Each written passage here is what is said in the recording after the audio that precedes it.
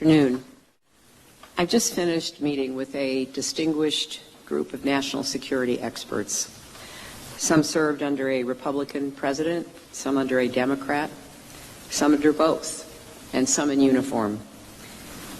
They don't agree on everything, but together they represent a great deal of expertise, experiences, and lessons learned.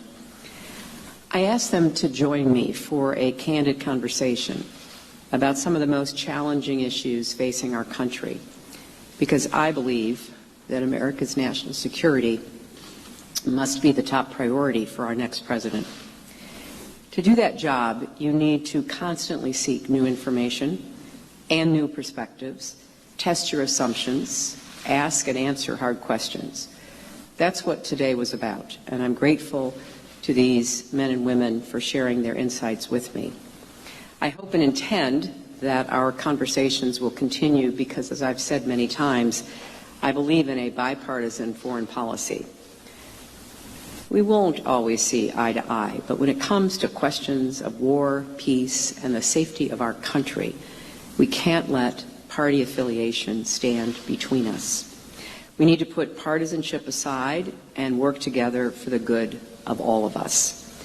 And I know we can do it. I've seen it happen under both Republican and Democratic presidents, so that will be my goal if I'm elected this fall. Today, our main conversation was, as you might expect, ISIS and other terrorist threats.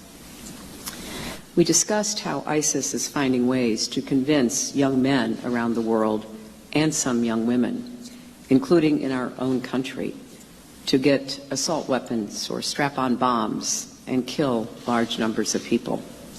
And we talked specifically about a strategy to protect us from that threat here at home. We went into detail on what it will take to surge our intelligence to help us detect and prevent attacks before they happen. We also discussed methods to disrupt online recruitment so they stop reaching and radicalizing young people on the internet. And one of the points that many of the participants emphasized, which deserves a higher priority in a counterterrorism strategy, is the role of local governments and community leaders here at home, who truly do act as our first line of defense. While we protect the homeland, though, we need to take the fight to ISIS. That means smashing their strongholds, denying them safe havens, dismantling the global network of fighters, financing, and arms that supply these terrorists, which requires working closely with our allies. It does not mean sending contingents of American combat troops to take and hold territory. That's neither wise nor in the interest of the United States, and it is exactly what ISIS wants. Instead, we have to hit them from the air and intensify support for local Arab and Kurdish partners on the ground. I support deploying more special forces, enablers, and trainers as needed, increased surveillance, intelligence gathering, and reconnaissance. And as I said earlier this week, I also believe it should be a top priority to take the leader of ISIS, Abu Bakr al-Baghdadi, off the battlefield, just like we did with Osama bin Laden. That will help us focus our efforts and make it very clear that no one attacks the United States or inspires attacks without being brought to justice. Here today we talked about what we need to do. I would stand up a mission team to bring focus and priority to this effort. We will devote the intelligence assets necessary, combined with the capabilities of our allies and partners on the ground and the precise application of military force. We know how to do this. We have models to draw from. It will be a paramount priority for me as president, and it will send exactly the right message. History tells us that we need an approach that's comprehensive and deals with multiple overlapping conflicts in the region and along the entire arc of instability, from North Africa through the Middle East into Central Asia and beyond. As we've been reminded in just the last 24 hours, with reports of another nuclear test in North Korea, we face threats from many parts of the world. Indeed, ISIS and North Korea's quest for a nuclear weapon are not entirely unconnected, because the greatest threat of all would be terrorists getting their hands on loose nuclear material. So it's vital we bring the world together to stop North Korea's dangerous game. In discussions of national security, it can be easy to get mired in the tactics or overly focused on the threats. But let's not lose sight of what this larger project of American leadership is all about. It is about creating more peace in our world, more prosperity, more human dignity. And that's what we have to also be focused on every day.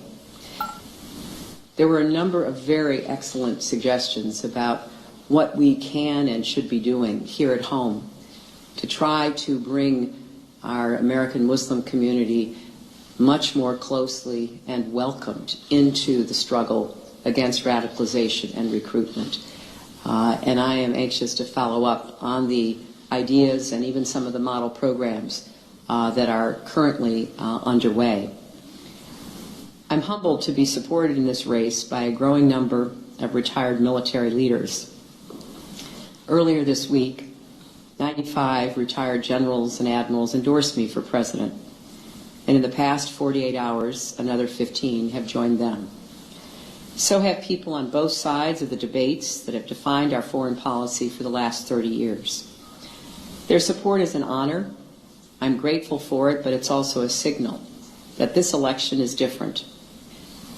I don't want to rehash everything my opponent has said in this campaign, but no conversation about our national security would be complete unless we acknowledge that the nominee on the other side promises to do things that will make us less safe.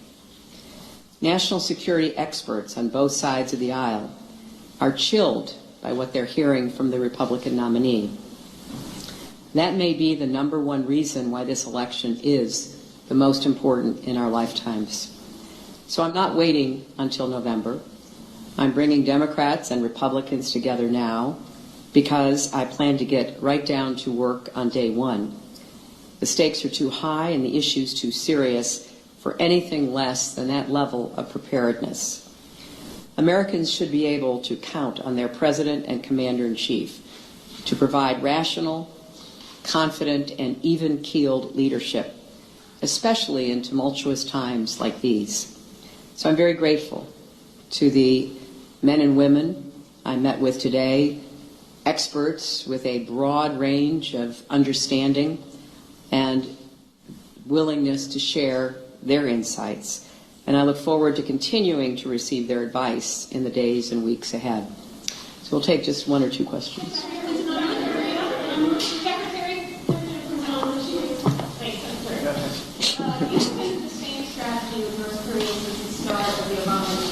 Strategic patience and gradually escalating sanctions, that's clearly failed. Tell us how you approach this problem if elected, and how would your plan differ from the one that you and President Obama have pursued for 4 years while you were in office and that he has pursued since? Well, Amy, I think it's clear that the increasing threat posed by North Korea requires not only a rethinking of the strategy, but an urgent effort to convince the neighbors, most particularly China, that this is not just a U.S. Issue. And I think we have an opening here that we haven't had for the last several years that I intend to do everything I can to take advantage of. But we're also going to support and equip our allies in the region with the missile defense systems that they require to protect themselves. That is not something that either the North Koreans or the Chinese or the Russians in the region are particularly pleased about, but what is the alternative?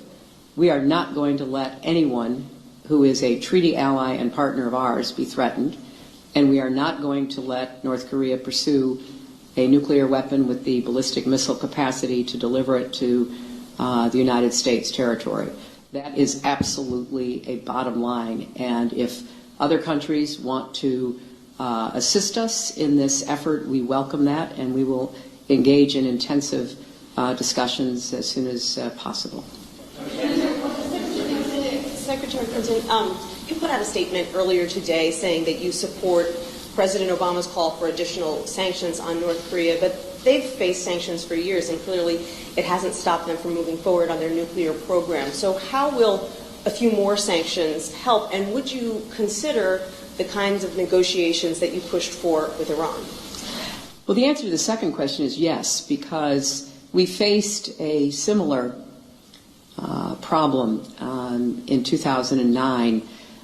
As a senator, I voted for every sanction that was put before the Senate against Iran in our effort to try to prevent Iran from moving forward on a nuclear program. It didn't stop them. They built covert facilities. They mastered the nuclear fuel cycle. They were able to acquire and put into operation a significant number of centrifuges. So our sanctions, despite our best efforts, were not enough. And although we have international sanctions against North Korea, some of which I helped to negotiate when I was there, they aren't enough either. And they aren't enough for the very same reason I was responding to Amy about. They're not enough because China has not yet made the decision that it needs to make, that North Korea poses a threat to the region and poses a threat to the kind of stable border relationship that China has always valued with North Korea. So we are going to continue to look at how we tighten sanctions, because I do think there is a role for sanctions. The regime in North Korea lives off of goods and material that can be smuggled in to keep their lifestyle and their love of luxury going. So I think there's a lot more we can do, and it will be on the top of my list in dealing with China on how we're going to prevent what could very well be a serious conflict with North Korea.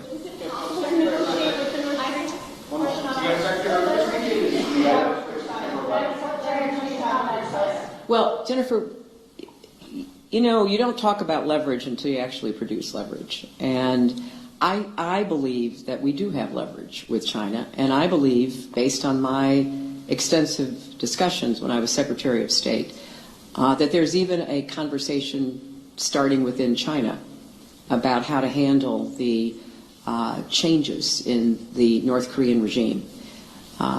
China has no interest in seeing the kind of buildup which we are going to be doing. And I will stress this and underline it. We will not leave our friends and allies unprotected. And we will do everything we can to put in the most effective missile defense system against anything that North Korea does. Chinese are not happy about that. We have a lot of leverage, and we're going to exercise that leverage, and we're going to put together the kind of negotiations that I think can lead to a beginning of containing and controlling the behavior of the North Korean government, which has the danger of affecting everyone, including China. Thank you all. Thank you all. Secretary Clinton, do you have a response to Donald Trump appearing on Russian-funded television?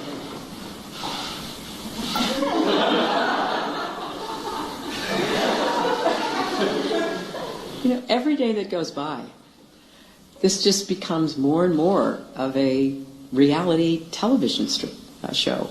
It's not a serious presidential campaign, and it is beyond one's imagination to have a candidate for president praising a Russian autocrat like Vladimir Putin and throwing his lot in with him in the way that he has approved of his wish list, and not even really understanding what Putin has already done, like invading and occupying Crimea. We are living in challenging times, and that certainly was reinforced by the excellent discussion we had today. No one who wants to assume the responsibility of being president and commander-in-chief should be making the kind of reckless and dangerous statements. And identifying with a regime that has some aggressive tendencies toward our interests, our values, our friends and allies. So can I say I was surprised? I'm not sure anything surprises us anymore, but I was certainly disappointed that someone running for President of the United States would continue this unseemly identification with and praise of the Russian president, including on Russian television. Thank you all.